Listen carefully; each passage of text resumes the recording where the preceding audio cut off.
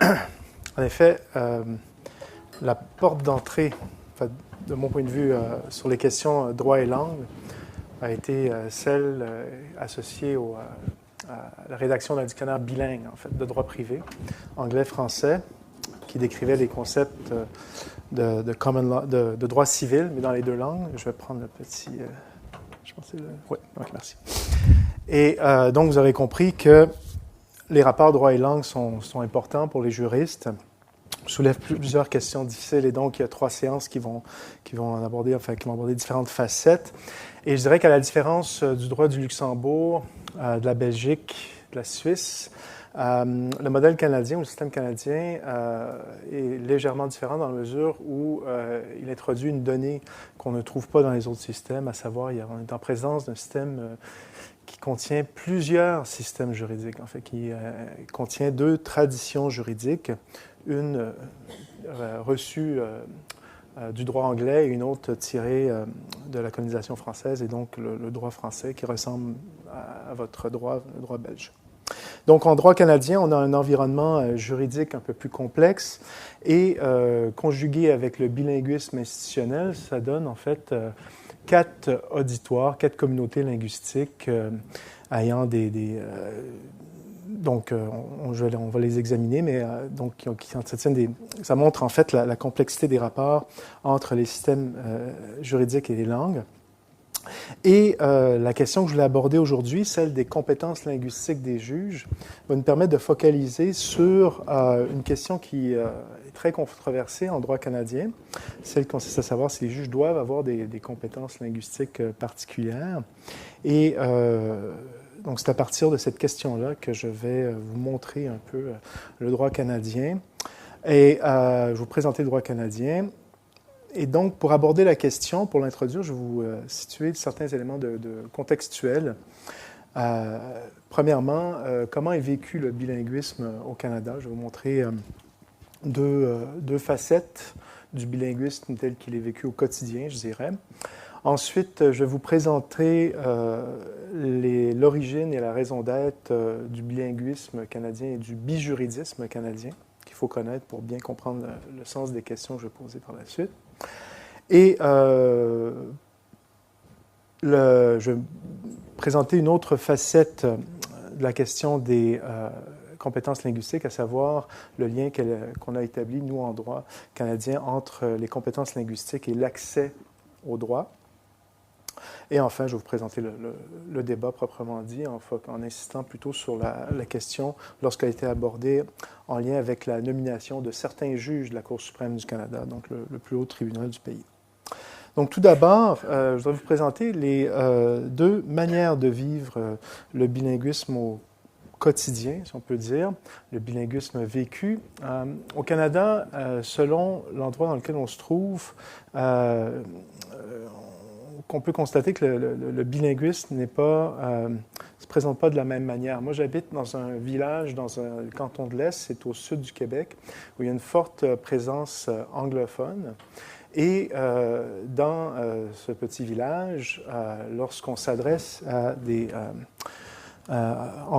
lorsqu'on discute, on assiste à une discussion entre francophones et anglophones. Là, j'ai un petit problème. On assiste à un phénomène intéressant. Souvent, quand je sens que la personne à qui je vais m'adresser est une personne anglophone, je vais commencer la discussion en anglais. Et sentant que je suis francophone, elle va me répondre en français. Il y a une espèce de jeu comme ça, de politesse réciproque, qui est assez particulière. Et on la retrouve aussi dans d'autres milieux où il y a une forte présence des 2 communautés linguistiques. Par exemple, à l'Université McGill. Et ça, c'est un extrait d'un article de Daniel Jutras, qui est l'actuel doyen de la faculté. Il explique que dans sa faculté, les communications sont surprenantes parfois. Des anglophones qui parlent français, des francophones qui parlent anglais, et puis on ne sait pas trop exactement quelle est la logique lorsqu'ils passent d'une langue à l'autre. Et dans ce cas-là, on est véritablement en présence, je dirais, d'un bilinguisme interactif, dynamique, intégré en quelque sorte, qui fait contraste avec l'autre type de bilinguisme, qui est plutôt une forme de dualisme linguistique, c'est-à-dire qu'il y a, on trouve la présence de deux langues, mais elles vivent un peu de manière cloisonnée, l'une à l'égard de l'autre. Si vous regardez un peu le tableau établi par Statistique Canada sur le taux de bilinguisme au Canada, on peut voir que le taux général du bilinguisme semble assez élevé, 17,5. Par contre, la concentration du bilinguisme est plus élevée dans les provinces francophones pour le Québec où la présence francophone est plus importante, comme le Nouveau-Brunswick. Si on cherche les chiffres pour le Canada en totalité, moins le Québec, les chiffres sont beaucoup plus bas. Environ 9,7% de la population est bilingue ou se considère bilingue. Et si on avait retranché les statistiques du Nouveau-Brunswick, je pense qu'on aurait atteint un chiffre beaucoup plus bas.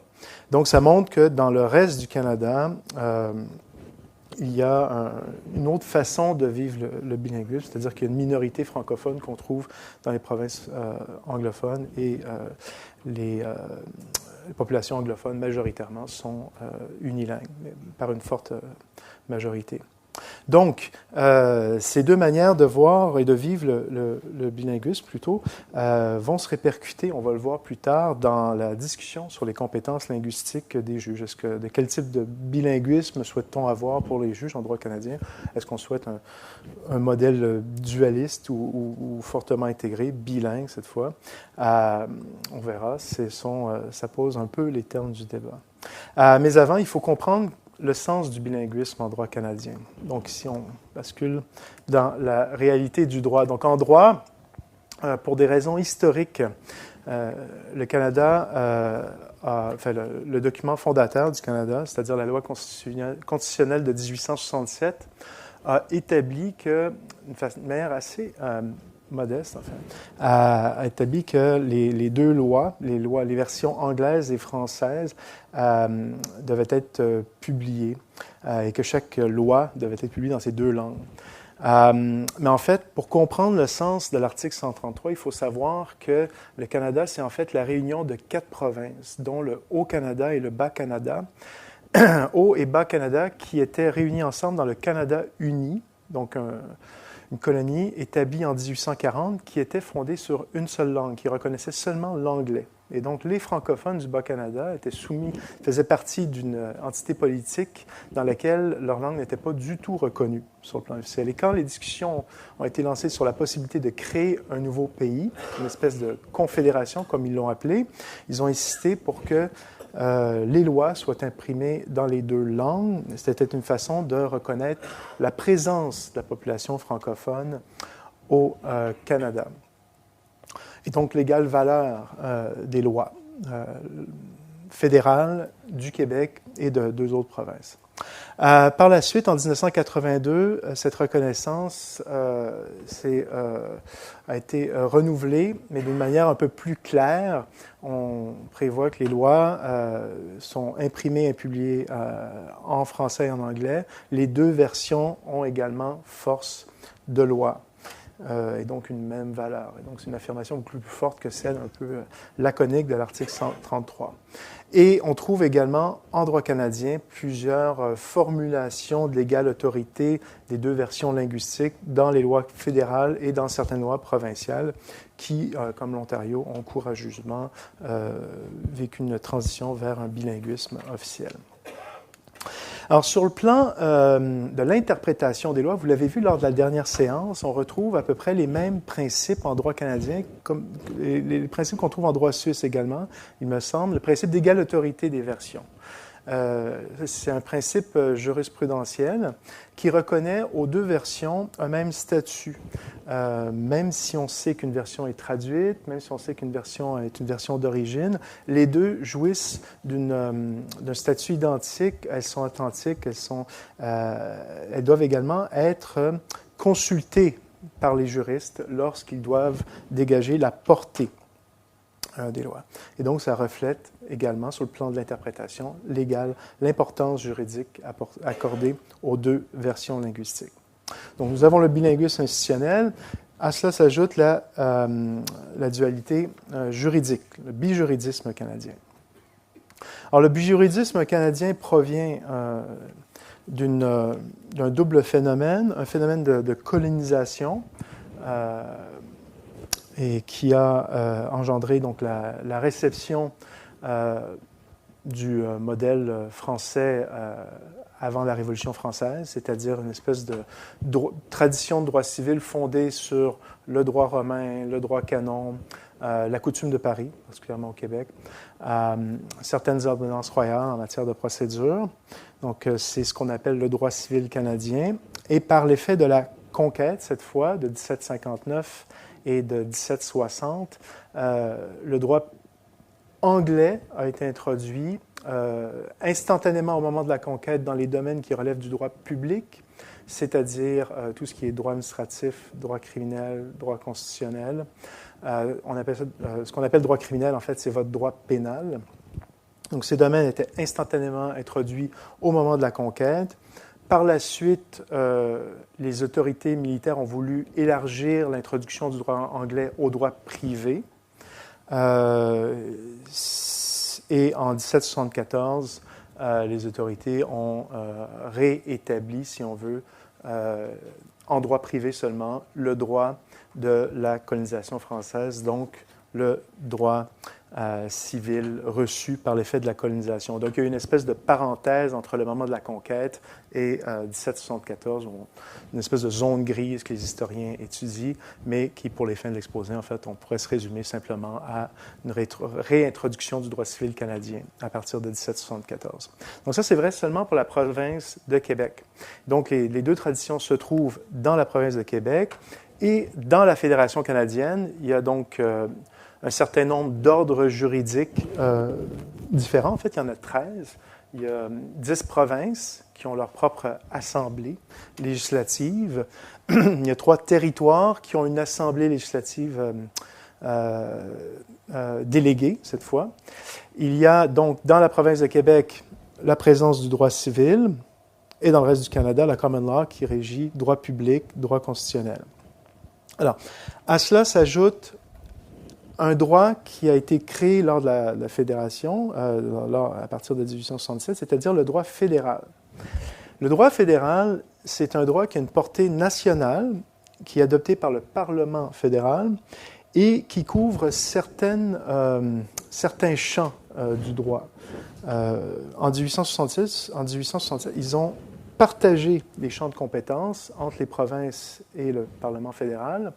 Et le Parlement fédéral a donc des pouvoirs qui sont prévus dans la loi constitutionnelle fondatrice. Mais les provinces ont une compétence en droit privé, ce qui est extrêmement important parce que, de cette manière, l'Assemblée nationale québécoise peut protéger la tradition de droit civil héritée de la colonisation française. Le droit fédéral n'est pas en tant que tel couvert par, ne relève pas directement de la common law ou du droit civil. C'est un droit d'exception. Donc ça, c'est un peu particulier, c'est un peu technique, mais disons qu'il n'y a pas de droit commun en droit fédéral, ce qui veut dire que lorsque le droit fédéral fait appel à des concepts de droit privé, il fait appel à des concepts qui seront définis par les provinces, ce qui rend le système fédéral un peu plus complexe parce que les lois fédérales, lorsqu'elles s'appliquent au Québec et qu'elles font appel à des notions comme contrat, entreprise ou bien, la notion de bien, de contrat ou d'entreprise sera comprise, interprétée en fonction du droit privé québécois, alors que si la même loi devait s'appliquer dans une province anglophone, ces notions seraient interprétées en fonction des lois provinciales de common law. Alors, si vous multipliez le nombre de systèmes avec le nombre de langues, ça nous donne, en fait, je vous ai dit tout à l'heure, 4 communautés ou 4 auditoires, 4 communautés linguistiques différentes.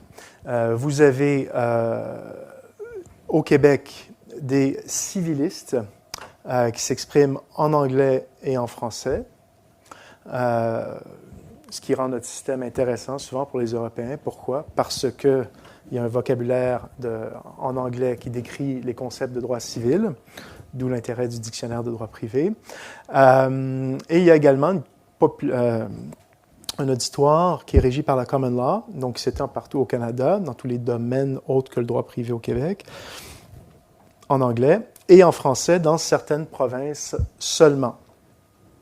Donc, très rapidement, en fait, dès sa création, les pairs de la Fédération ont reconnu que, en protégeant les systèmes et en protégeant les langues, il fallait aussi qu'il y ait une espèce d'effectivité à cette protection, notamment dans l'accès aux tribunaux.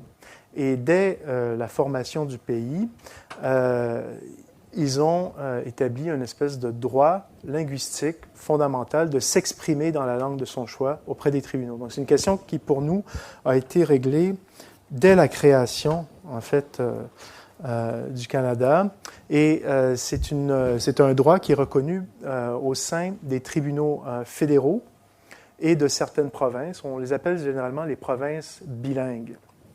Le Québec, le Manitoba et le Nouveau-Brunswick. Donc, dans les tribunaux provinciaux et les tribunaux fédéraux, on peut s'exprimer dans la langue de son choix. C'est une obligation, c'est un droit constitutionnel, c'est un des rares droits constitutionnels prévus dans la loi constitutionnelle de 1867, et qui a été réaffirmé dans la loi constitutionnelle de 1982, quand la Constitution canadienne a été rapatriée.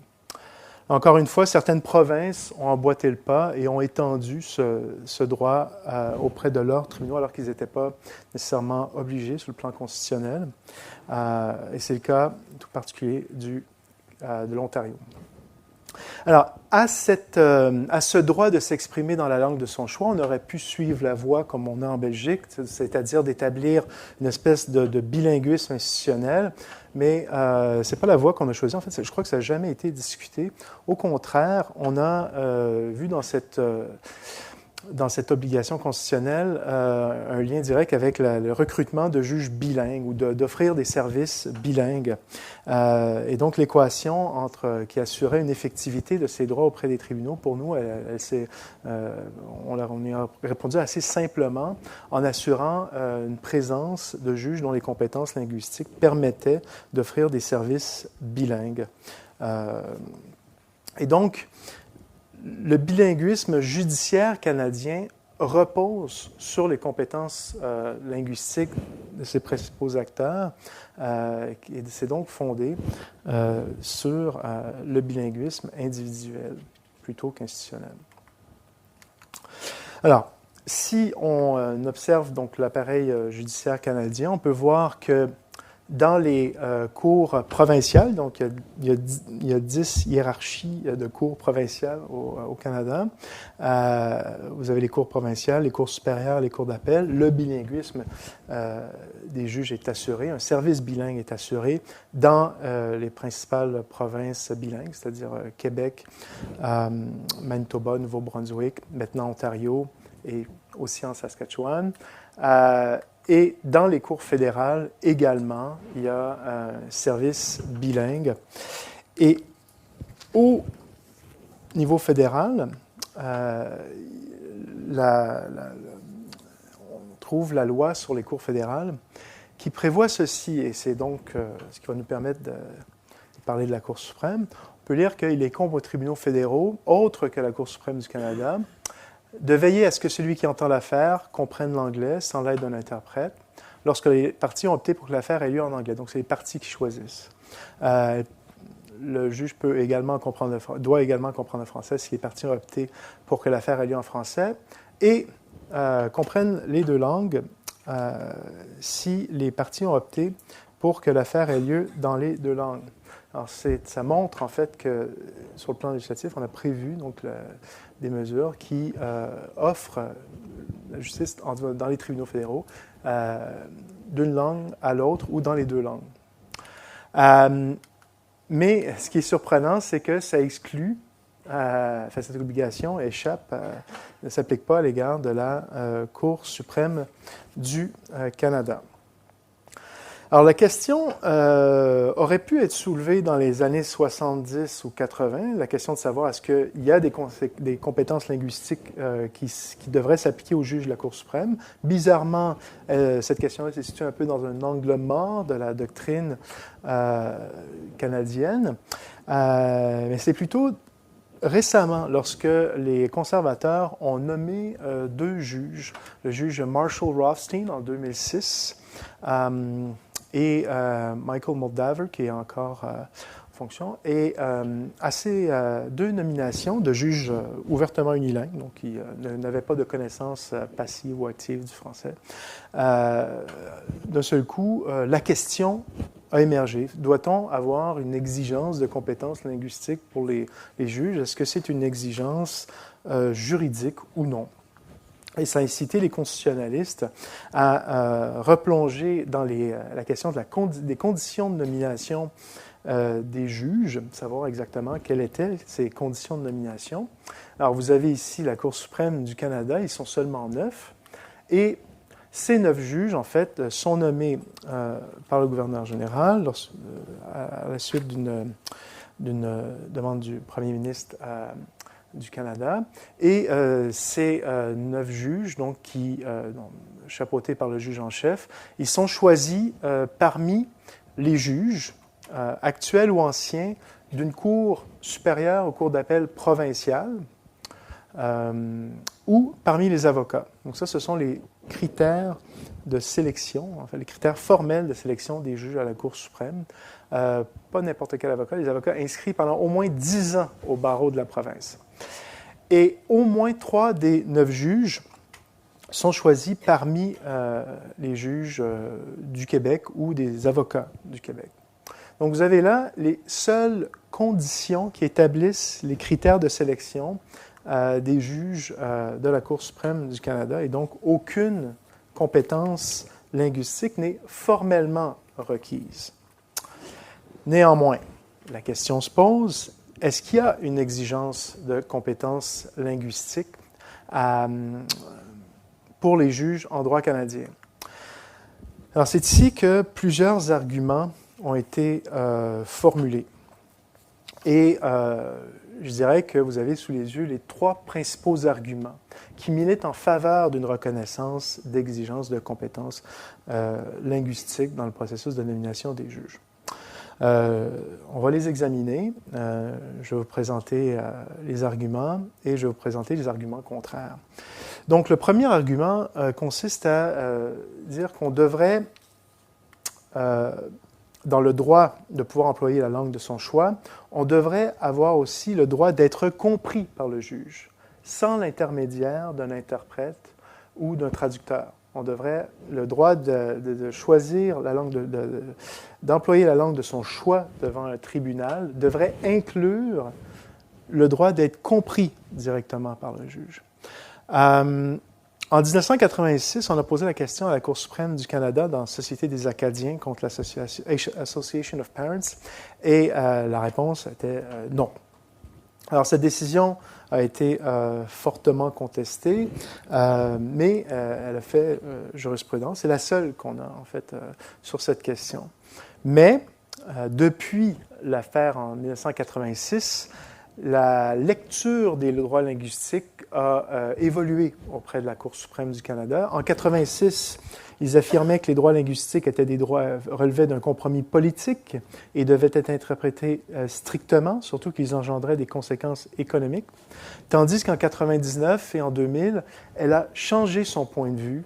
Elle a changé d'opinion sur la nature des droits linguistiques et elle a affirmé qu'à partir de maintenant, on devait les interpréter de manière large et libérale, conforme à leur objet. Elle a également affirmé que le traitement égal des deux communautés était une valeur fondamentale. Et donc, il fallait viser une espèce d'égalité réelle entre les deux communautés. Donc, probablement que l'arrêt de 86 pourrait être remis en question aujourd'hui. Et en effet, ça paraît un peu relever de l'anomalie que d'avoir une obligation pour l'ensemble des tribunaux fédéraux et non pas pour la Cour suprême, c'est-à-dire celle d'avoir des juges bilingues. Et surtout que, concrètement, le fait d'avoir un juge unilingue au sein de la Cour suprême, ça introduit une espèce de désavantage, c'est extrêmement désavantageux pour le plaideur qui s'exprime en français. À la Cour suprême du Canada, un juge unilingue n'a pas un accès direct ou immédiat au mémoire d'appel. Donc déjà, c'est un mémoire qui est traduit. Il doit se fier sur la lecture et le travail du traducteur de la Cour. Plus grave, je dirais, est le fait qu'il n'a pas accès direct ou immédiat aux autorités citées. Ici, il faut savoir que le mémoire à la Cour suprême du Canada est un mémoire de 20 pages. Il est accompagné d'un ensemble de documents qui sont des autorités. Ça peut être des autorités, des sources de loi, des sources de législation, ou ça peut être de la doctrine ou de la jurisprudence. Et quand les questions viennent du Québec et que la doctrine a été rédigée en français, bien, elle ne sera pas traduite en anglais par les services de traduction de la Cour. Donc, pour accéder au contenu des autorités, aux arguments de droit présentés par les parties, il doit se fier sur le travail d'un étudiant qui est son clerc juridique. Il y en a 3, et les clercs juridiques, habituellement, sont bilingues et doivent faire des espèces de résumés de la doctrine ou de la jurisprudence rendue en français. Et enfin, le juge unilingue, lors des plaidoiries orales, n'aura pas nécessairement accès, ne pourra pas comprendre toutes les subtilités de l'argumentation et il doit se fier, dans ce cas-là, au service de traduction simultanée. Il y a un avocat très connu au Canada, Michel Doucet, qui, ayant perdu une cause à la Cour suprême, avait écouté ce que l'interprète avait dit au juge pendant sa plaidoirie. Il n'avait absolument rien compris de ce qu'il avait pourtant présenté. Alors, ces désavantages disparaissent complètement si le plaideur s'exprime en anglais.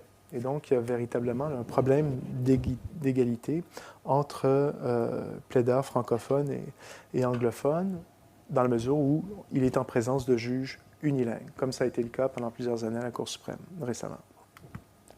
Alors ça, c'est une première difficulté. Deuxième difficulté, c'est le principe d'égale autorité des versions françaises et anglaises d'une loi bilingue. Je vous l'ai expliqué tout à l'heure, dans le contexte canadien, les deux versions ont une égale autorité, ont un statut authentique qu'elles partagent. Les deux versions doivent être consultées et on accorde cette même importance aux deux versions, même en cas d'erreur de traduction d'une version à l'autre. Même si on est en présence d'une version traduite et qu'on est en présence d'une version dont on peut dire et affirmer qu'elle est traduite et qu'elle comporte une erreur de traduction, en droit canadien, on ne peut pas se baser sur une erreur de traduction pour écarter une version linguistique. C'est un tabou, en fait, en droit, et c'est un tabou qui a été rappelé dans l'affaire Doré contre Verdun. Un juge de la Cour d'appel du Québec avait affirmé qu'il écartait la version anglaise d'une disposition du Code civil au motif qu'elle n'était que la version traduite, qu'elle n'était qu'une simple traduction de la version originale française. Et le juge Gontier, dans l'affaire Doré contre Verdun, avait reconnu que malgré la véracité de ce fait regrettable, cet argument ne pouvait pas servir à écarter la version anglaise. Bon, donc évidemment, un juge unilingue aurait tendance à seulement lire une version des lois, on le devine bien. La difficulté avec la Cour suprême, lorsqu'on tente de voir si elle lit véritablement l'une ou l'autre des versions, c'est qu'on n'a pas on ne connaît pas le délibéré et on ne sait pas si les juges lisent vraiment les deux versions ou les consultent. Alors ça, c'est un vrai problème de professeur de droit qui enseigne l'interprétation, c'est mon cas. Et j'ai voulu tenter de trouver trouver une manière de dégager, de déterminer si les juges avaient véritablement, dans certaines décisions, lu les deux versions. Et je me suis intéressé à une question, la question de l'usage des dictionnaires, le recours aux dictionnaires par les juges. Est-ce que, lorsqu'ils interprètent des textes bilingues, est-ce qu'ils lisent des dictionnaires dans les deux langues? question que je me suis posée. Et donc, j'ai creusé, j'ai étudié, j'ai consulté, mais dans les banques de données, l'ensemble des décisions de la Cour suprême entre 2000 et 2012, en cherchant les occurrences des mots suivants, dictionnaire, lexique, words and phrases, lexicon, etc. Et j'ai trouvé 61 jugements ou arrêts dans lesquels on faisait appel aux dictionnaires généraux. Et voici ce que j'ai trouvé. En fait, lorsque les juges, enfin, en étudiant le recours au dictionnaire, j'ai pu constater que dans 2 tiers des cas, c'est-à-dire un tiers, donc dans 2 tiers des cas, le juge établissait soit 2 sens ordinaires, je vais expliquer ce que j'entends par 2 sens ordinaires, qui reflétaient le recours à une seule version linguistique, et dans un autre tiers des cas, le juge a établi un seul sens ordinaire à partir d'une seule des versions. Et dans les 2 cas, ça reflète, ça trahit en fait la lecture d'une seule version des lois, et non pas des 2 versions. Voici comment j'ai conclu en ce sens. Donc, il y a dans certaines décisions, on peut lire, on peut constater que le juge, dans la version française, a consulté une version, c'est-à-dire a consulté un dictionnaire en français, et dans la version anglaise, un dictionnaire anglais. Or, il faut savoir que dans les décisions judiciaires, il y a une version d'origine. Donc, on sait que le juge a rédigé la décision en anglais, dans ce cas-ci. Et dans la version anglaise de l'arrêt, il se réfère, pour définir insult, il se réfère au Oxford English Dictionary. Donc, on sait qu'en rédigeant la version anglaise, pour dégager le sens du mot insult, il a utilisé le dictionnaire Oxford English Dictionary. Et en français, le traducteur a cité le nouveau Petit Robert. On sait qu'il y a une version d'origine, on sait qu'il y a une version traduite.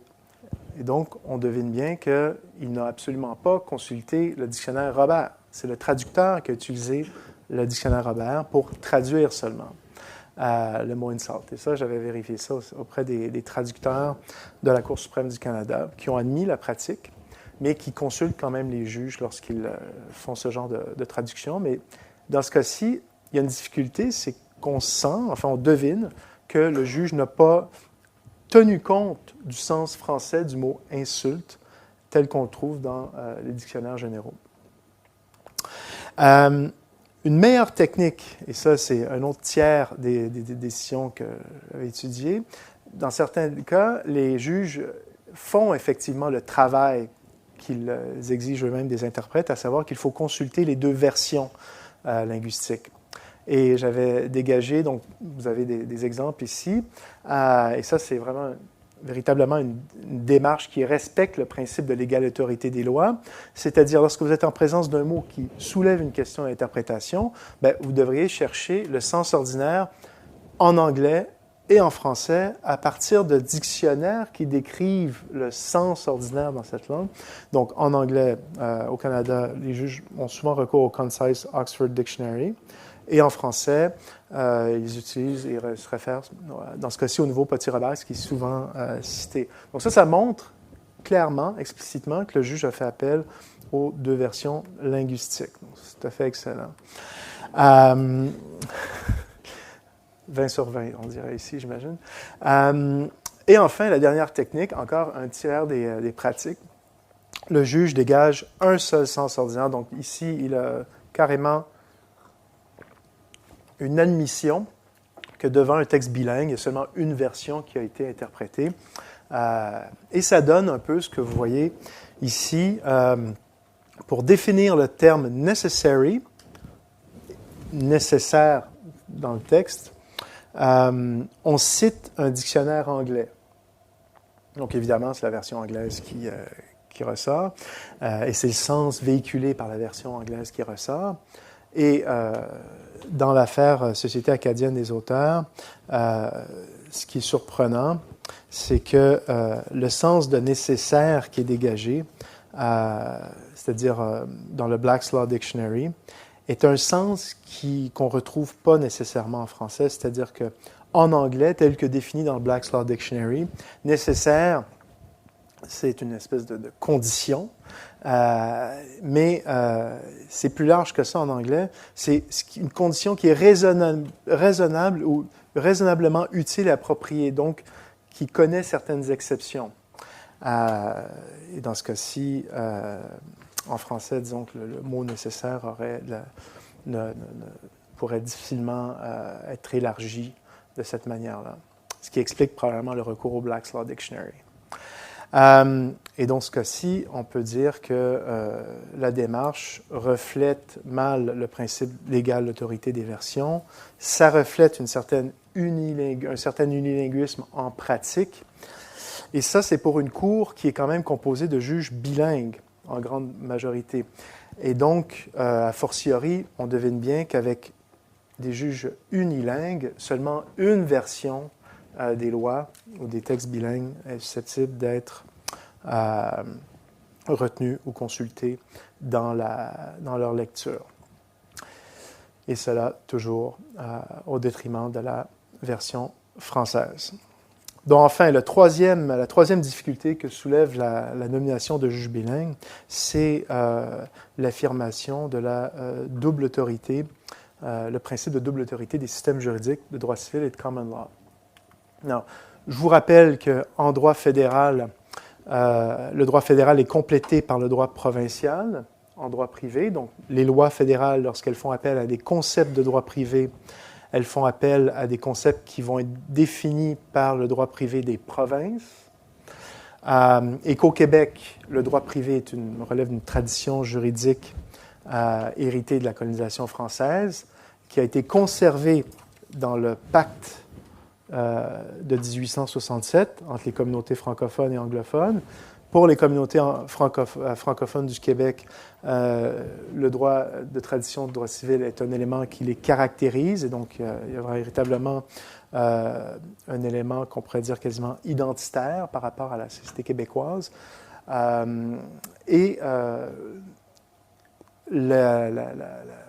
loi d'interprétation du Canada fédéral affirme donc l'égale autorité des systèmes de droit privé, common law et droit civil en droit canadien. Donc la loi d'interprétation récemment adoptée avait réaffirmé ce principe. C'est un principe qui n'est pas nécessairement d'ordre constitutionnel, c'est un principe tout de même. Et le fait de nommer un juge unilingue à la plus haute cour du pays, c'est-à-dire une cour qui peut trancher des questions de droit civil lorsqu'elles proviennent des juridictions judiciaires du Québec, se rendent à la Cour d'appel et sont éventuellement tranchées à la Cour suprême. Ces juges unilingues sont susceptibles de contribuer à l'évolution d'un système canadien dont ils ne comprendraient pas les sources. Pourquoi? Parce que le droit civil québécois est essentiellement un droit qui, essentiellement c'est un peu exagéré, mais disons, est un droit dont la doctrine est essentiellement exprimée en français et non pas en anglais. Donc, pour l'ensemble de ces raisons, je vous dirais que ces arguments ont alimenté la charge contre la nomination des juges unilingues à la Cour suprême du Canada.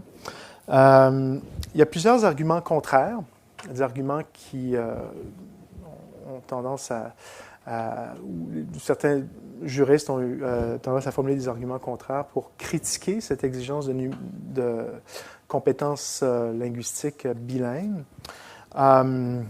L'argument le plus fréquemment retenu est celui de l'excellence des candidats. Donc, a priori, on devrait favoriser la qualité des candidats en tant que juristes et non pas se fier à leur qualité linguistique. Et dans ce cas-ci, ils établissent une distinction entre compétences linguistiques et compétences juridiques. On devrait insister sur les compétences juridiques seulement. Il y a un certain pragmatisme aussi. Le fait que dans certaines provinces, notamment les provinces de l'Ouest, il y a un taux très faible de juristes bilingues, fait en sorte que le bassin dans lequel on est en mesure de nommer, de retenir des candidats bilingues est tellement faible que dans ce cas-là, ce serait vraiment pénalisant que d'avoir une exigence formelle de bilinguisme pour la nomination des juges à la Cour suprême. Et également, sur le plan d'argument plus pragmatique, il est possible de donner des cours de langue à des juges et donc permettre aux juges de développer des compétences linguistiques, ce qui est le cas de l'actuel juge en chef. Donc, même aujourd'hui, je vous dirais que c'est assez difficile comme juriste de trancher le débat et moi-même, je dirais que je suis partagé. Néanmoins, titre de conclusion, je dirais que il semble un peu curieux que dans un système fondé sur le bilinguisme individuel des juges, que les compétences, que dans ce système-là, qu'on ne puisse pas considérer de manière générale et pour l'ensemble des tribunaux que les compétences linguistiques ne font pas partie des compétences juridiques. Mais je dirais que en lien un peu avec le bilinguisme tel que vécu, que je vous ai décrit tout à l'heure, si on constate donc que pour une majeure partie de la population, le bilinguisme se vit sous forme cloisonnée, sous forme de dualisme linguistique. Pour l'ensemble de la société, pour une grande majorité de la société canadienne, c'est le cas. Dans ce cas-là, ça reflète, Éric Van den Hout en a parlé tout à l'heure, une espèce d'ignorance d'une autre culture, ce qui peut être acceptable. Enfin, c'est pas à moi de juger.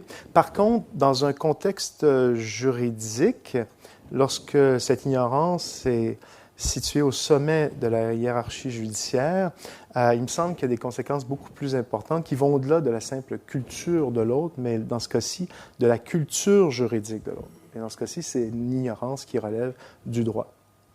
Voilà. Merci de votre attention.